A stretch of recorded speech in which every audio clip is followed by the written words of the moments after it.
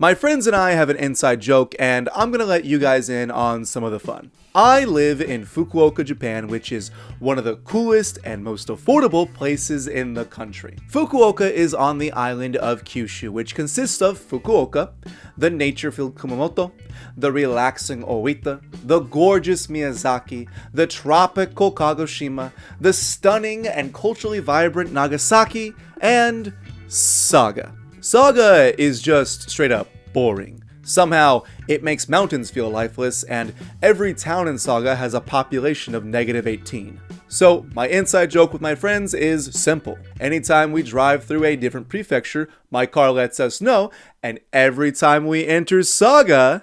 Yeah, well, he didn't know it was turtle soup until afterwards. They're like, how was it? Boom! This place sucks, bro. Yeah, so that's pretty much the joke. Now, I don't like being a negative Nancy. I'd prefer if I was positive all the time and enjoyed everything. But I can never be satisfied. And superlatives are good for the algorithm. I'm gonna take you to Saga. We're gonna find a few of those Pokémon Manholes because, yes, somewhere as godforsaken as Saga managed to get some manholes. And I'm gonna see if I can change my mind about the most boring prefecture I've been to. Let's go! There are only 3 manholes in Saga, and luckily for me, they're only a 50-minute drive away from my apartment. When I asked my friends if they wanted to take pictures of manholes with me, they said yes. But after I mentioned Saga, they changed their answers. So I'm doing this one alone. Mostly. I got my stuff ready because it was going to be a full day. If I'm going to Saga, I'm going to try to enjoy everything it has to offer. So, I've arrived in Saga. I got lucky because parking's free. It's the one place in Japan where parking is free. So I guess that's a point for Saga. Yeah. Let's go. My first manhole was about a 15-minute walk away from where I parked, so I got to really take in some of Central Saga's scenery. This area reminded me of a couple places in Fukuoka for a few reasons. It slightly resembles Fukuoka's Ohori Park, which is close to my heart. I visit there at least once a year to look at cherry blossoms, and when I was going through one of the hardest periods of my life, I would go there almost nightly to walk around. This area of Saga also reminded me of the small town I lived in for 2 years. It was quiet, but everywhere I looked had charm. Was there a chance that I was wrong about Saga? Was I starting to like it here? Or did I just want to go back to Fukuoka? There was also bird crap everywhere. After crossing a beautiful bridge, it was time to get to that manhole. There it is. I think we got it, boys. Aw, but it's backwards. I got it upside down.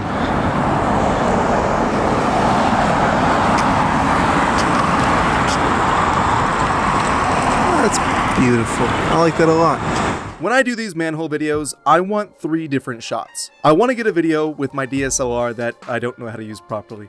I want to get a photo with Whooper for Instagram, follow me on Instagram, and I want to get a screen recording of my phone taking pictures. The first 2 are easy, but if I'm alone, it's hard to get the third to look good. I tried a few times to do it by myself.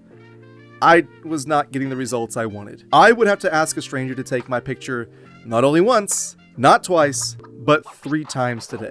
I wasn't sure if my socially anxious ass could handle that much sober interaction. I wonder if I can get someone to actually come out for a picture of me, but it's Saga. No one lives here. If I had to take a guess as to why this manhole's here, it's because of Saga's Balloon Festival. The Meowth hot air balloon is iconic, and Saga's festival in November is... It's kind of Saga's thing. People from all over the country come to partake in the festival. There are sometimes over 100 balloons in the sky, and on average, around 900,000 people flood into Saga. It takes over Japanese Instagram for a full weekend. I went once 2 years ago, and honestly, it was pretty fun. I might make a vlog about it someday, but for now, I want to show you everything else Saga City has to offer. That's 1 manhole down, 2 to go. It's a little harder to do alone. Walking to the next manhole and almost got hit by a taxi. So I think it's gonna be -1 point for Saga. I didn't really map out my route for this trip, and as it turns out, I had accidentally passed by the second manhole on my way to the first. I might have been too focused on the bird poo. You know, you never know where your adventures will take. Maybe it'll take you down the path you're supposed to go down, but there's construction, so you get to walk a road full of bird crap. Who knows? Maybe you'll get crapped on yourself. You never know. You never know where life will take you. Usually, like I said, they're always like in quirky areas, and there's nothing necessarily quirky about where we're at right now. I mean, there's a park over there. It's where I got the footage of the bird crap statue. God, there's so much bird crap in here.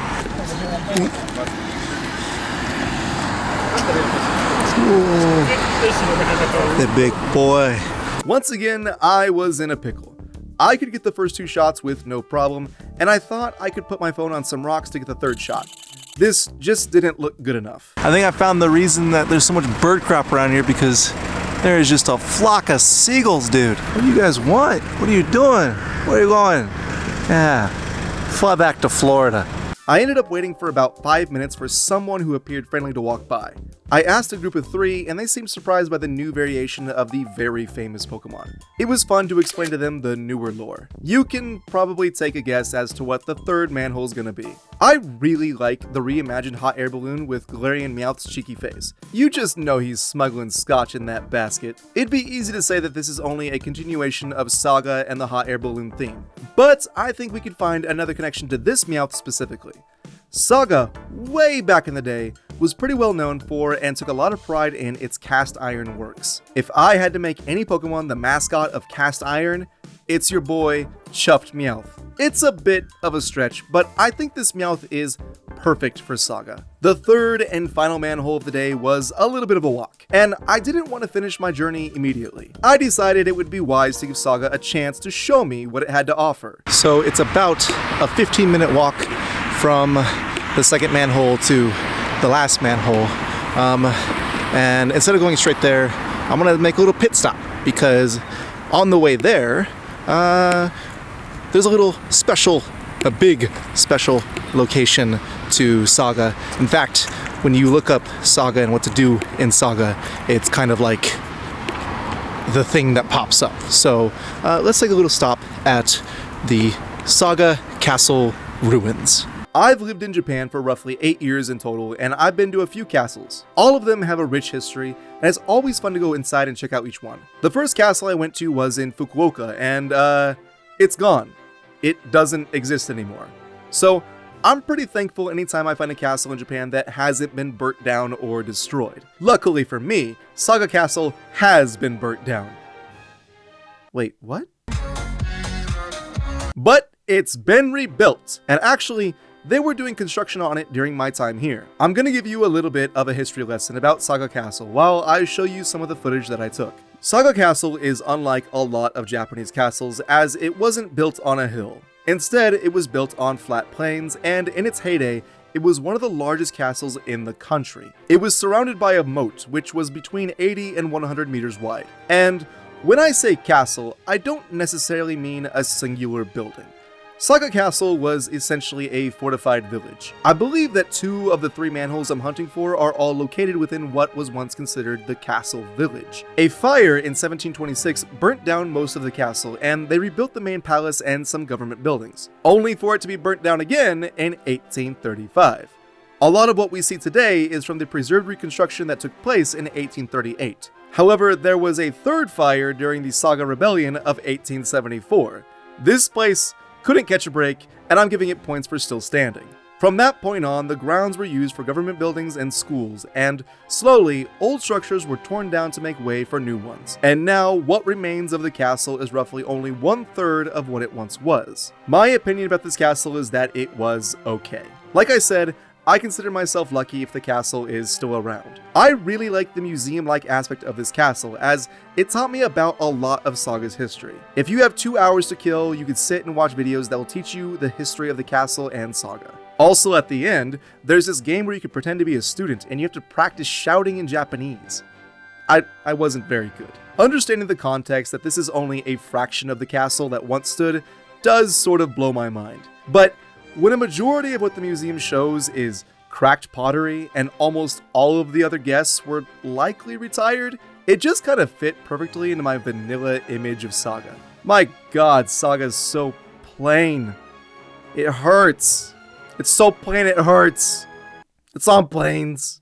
Flat plains. So I've been making fun of Saga, and maybe it's only slightly deserved, but even Pokemon thinks that this place is kind of boring because Oldale Town, the second town in Hoenn, is likely based on Saga City.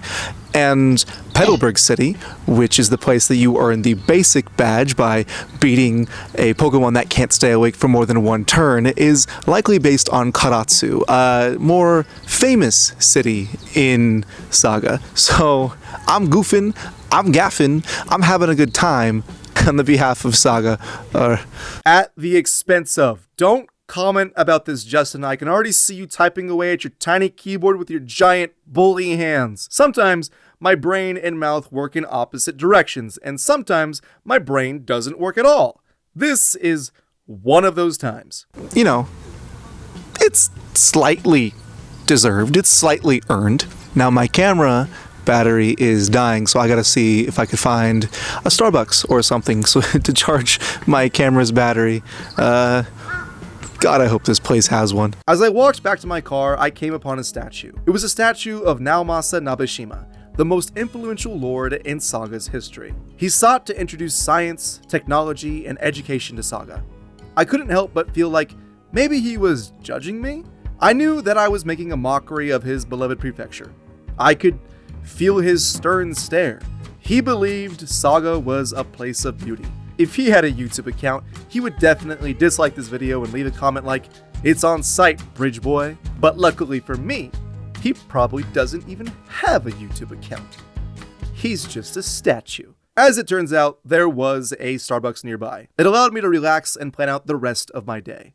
So I was able to get my camera battery charged, I was able to get my phone charged up a little bit, and I had a coffee, but somehow it made me sleepy. So now I'm gonna go find the third and last manhole, and I'm gonna see if I can find one more place that I can really have fun at in Saga.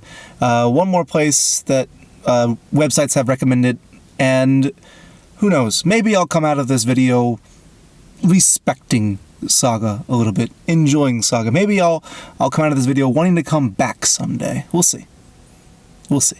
So I went to look for parking near the last manhole, and unfortunately, I couldn't find any parking. I would have spent a couple hundred yen, but there was no public parking. Instead, I found an Anytime Fitness, which, if you watched my Kanto travel vlog, you'd know that I'm a member of. I usually use it for showers, but apparently you can lift weights and stuff too. Even though every fiber in my body was telling me not to, I decided to park my car at Anytime. Something felt wrong about only using the facility as a parking lot and not a shower. I used my key to get in to prove I was a paying member, pretended to go to the bathroom, and was off for the last manhole. And I think this walk was really what decided my feelings about Saga City. This little road I walked down was beautiful. It had an old stone bridge, and I walked along a stream which I think once served as part of the moat for the castle. This is the kind of scenery that I love about Japan. I love looking at older buildings. I love walking next to peaceful streams. I love just how quiet it is. I think I might actually like... It's a little bit darker than it was for the other two, but let's see if we can find that third and last manhole. There are signs for... Oh, right there. There's a museum over there. Okuma Memorial Museum. I wonder if it's over there by chance. Maybe we can give it a look. We'll see. Almost as though I had willed that into existence. There we go. For the last Meowth, I was worried because it wasn't in a wide space like the other ones. Since it was directly outside of a museum, I felt extra awkward standing around and waiting for someone to help me. There was no one else outside. I very quickly got my shots in, and the first person I saw, I asked them to take a picture. They happily obliged, and I did it. I officially got my third and final manhole in Saga. Please don't take that out of context. I also realized I could have just parked here. So, bit of a waste of social battery. Look at that, look at that, look at that. This is the kind of stuff that I love about small town Japan. And like it or not, Saga City is a small town. And in reality, I'm okay with being bored. I'm okay with boring places. I don't necessarily need to live in a place like Fukuoka City or like Tokyo. I like small places like this. When I come to places like this, I always end up missing that old town that I lived in, just because there's something so quiet about here. There's something so charming, and like I like the old sort of architecture. I like just, I don't know. It's something about the vibes. So, to my surprise, the sun wasn't setting. I read that my last destination works best at night, but I didn't really want to wait around, and I had a pro wrestling commitment to get to. I decided I'd go to my last destination, and if I enjoyed it, it would only be another reason to come back to Saga City some other time. This took me to Saga's prefectural office. A lot of big cities in Japan have towers, which you can go to and get a beautiful view of the city. Probably the most famous one is Tokyo Tower. This was Saga's attempt at that. I got in the elevator and it took me up to the top so quickly. I was ready to see Saga in all of its glory. Godzilla? What's Godzilla doing here? Fun fact, I wanted to turn this channel into a kaiju movie review channel a few years back, so this was a pleasant surprise, but I couldn't help but wonder, why the fuck is Godzilla in Saga? Oh, apparently Saga Prefecture sort of resembles Godzilla. Alright, yeah, sure. This prefecture is really reaching for literally anything. Anyway, my recently married cousin absolutely loves Godzilla, so while he may be married and happy, I got to see this. I win. Suck it, Brandon. As for the view itself, it wasn't breathtaking. I do want to try coming back here one more time to see the night view, but I'm not scrambling to do that anytime soon. There was a restaurant, which is also normal for Skyline View tourist traps. They even had Saga beef, which brings me to the last portion of my trip to Saga. I hadn't eaten all day. I read that Saga beef is some of the best in the country, and I desperately wanted to try it. Let me tell you something about me. I don't really like meat by itself. If I can clearly see the meat, I immediately become aware it was once an animal. I give it a name, personality, and backstory. But if you put cheese on it and squeeze it between two buns, ooh, I'll eat it with no moral dilemma. So, I don't love eating steaks, but if the steak is supposed to be one of the best, I'll give it a try. Also, I intentionally starved myself so I would be more likely to eat Saga's beef with no issue. At the time, I kind of thought this menu looked a bit expensive, and I already picked out another restaurant. So I said goodbye to Godzilla and left to go get some Saga beef. When I arrived at the restaurant, my heart sort of sank into my chest. Besides finding that it was one of the top rated restaurants in Saga, I did zero research. I kind of expected it to be a hole-in-the-wall restaurant like I'd become accustomed to. Nope. This was a fancy restaurant with rules and a well-dressed waiting staff. And I was a grown man with a Whooper plushie sticking out of his fanny pack. And these prices were genuinely expensive. My meal was set to cost me more than what I usually spend on food in a week. So please like this video, subscribe, and follow me on Instagram. I need to know that it was worth it. The first dish came out, the appetizers. I don't entirely know what I was looking at here, and I had my microphone off for some reason, so I lost all of the explanation the waiter had kindly given to me. There was a sort of mashed sweet potato. It was good. There were mushrooms. I hated them, but didn't want to show it. There were beans. They were very good. And there was a single shrimp. I don't remember how I felt about this, which tells me I shouldn't have spent a month's salary on this meal. I would have preferred honey barbecue boneless wings from Applebee's for my appetizer, but I was in a fancy restaurant. I had to behave. Next up was the soup. This had some beef in it with paprika. This was pretty good, and there's nothing at Applebee's I would have preferred. However, this is the smallest bowl of soup I've ever seen. They do know this meal is forcing me to take out a mortgage on my Pokemon DVD collection, right? I was so nervous about spilling soup on my hoodie. I didn't, thank God. Third was the salad.